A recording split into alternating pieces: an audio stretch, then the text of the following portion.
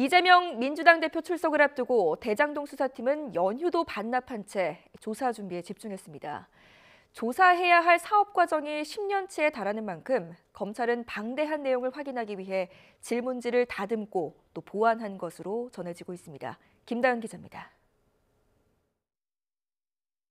이재명 민주당 대표가 연휴 내내 공개 일정 없이 조사 준비에 집중하는 동안 검찰 수사팀도 매일같이 출근해 질문지를 다듬고 막바지 점검에 박차를 가했습니다.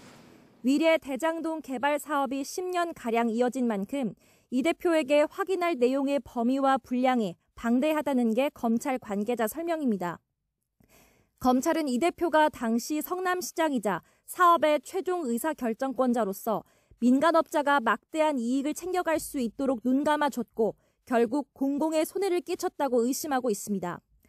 조사에선 민간업자의 과도한 이익을 제한하는 초과이익 환수 조항이 삭제된 배경과 애초 계획과 달리 분리 개발 방식이 결정된 경위 등에 대한 추궁이 이뤄질 거로 보입니다.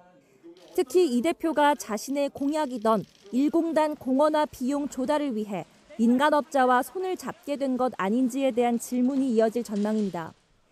검찰은 최근 대장동 일당을 이해충돌방지법 위반 혐의로 기소하며 이들에게 성남시나 공사의 내부 기밀이 흘러 들어간 정황도 들여다보고 있습니다.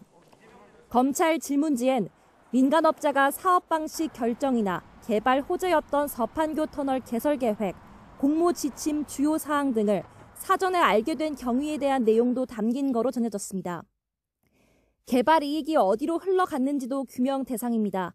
연휴 직전 공개된 대장동 일당의 공소장엔 이 대표가 대장동 개발 이익 가운데 김만배 씨 몫의 절반을 넘겨받기로 한 계획을 직접 승인했다는 내용도 적시됐는데 검찰은 이 대표를 상대로 사업 전반을 캐물은 뒤 이른바 428억 원 약정설도 확인할 방침입니다. 지난해 7월 대장동 비리 의혹 재수사를 시작한 검찰은 이 대표 측근까지 연이어 구속 기소하며 사실상 이 대표를 부르기 위한 포석을 차근차근 깔아왔습니다. 검찰은 연루된 의혹이 많은 데다 방어권 보장 차원에서라도 조사가 이틀은 필요하다는 입장이지만 민주당은 쪼개기 수사를 통한 망신 주기라며 강하게 반발하고 있습니다.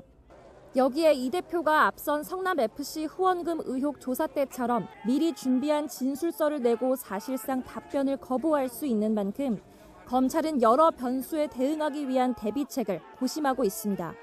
YTN 김다연입니다.